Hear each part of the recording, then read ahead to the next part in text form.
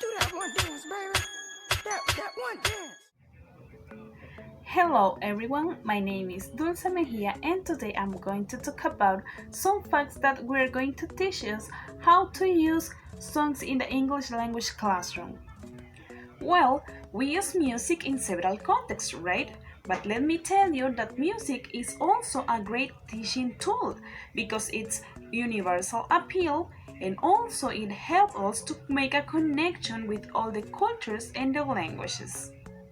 Also, this is a very motivational resource because the learners can express themselves and they can make a connection with the corporal movements.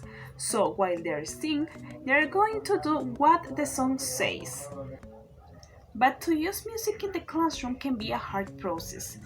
The process of selecting the right song it's the most difficult part of using music in the classroom because we have to be sure that we are going to select the song that contains or represents the elements that we want to teach. Now I'm going to present you the things that you probably need in order to get the right song for your class. Number 1. We are going to see if the song has what do you want your class to learn in the lesson. For example, if I want to teach the second conditional, I can choose the song If I Were a Boy by Beyoncé. This is a great example because this is a story about how Beyoncé would feel if she were a boy. Number 2. We're going to think about the language level of our classroom. Why? Because it will help us about which songs can we use and also which kinds of exercises we are going to take into account according to the level to don't make a frustrated environment. Number 3. We are going to take into account the age of our learners. For example, it will be inappropriate if we played a lullaby for teenagers, right?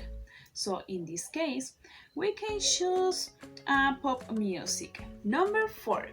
We have to think about the kind of access we have to get a song. It means that we have to take into account the context in which we are teaching, if we have access to internet or not. So in this case, we have to prepare the means to use before. For example, we can play the song with a cell phone and with the help of a speaker. Now I'm going to provide you 6 steps in order to follow for making a song the focus on your class. Number 1. We're going to play the song for your students just to listen, enjoy it and recognize it. Number 2. We're going to ask some questions about the title.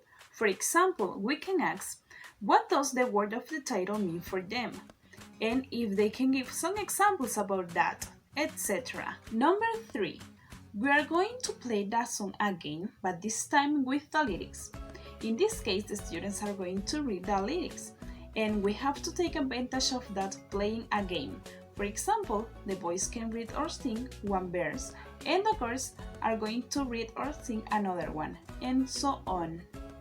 Number 4. Focus on a particular verb tense or aspect of grammar. The idea here is to teach that songs are written with grammar rules, but also they can be broken. It's going to depend on the poetic license. Number 5. Focus on the vocabulary, idioms, and expressions.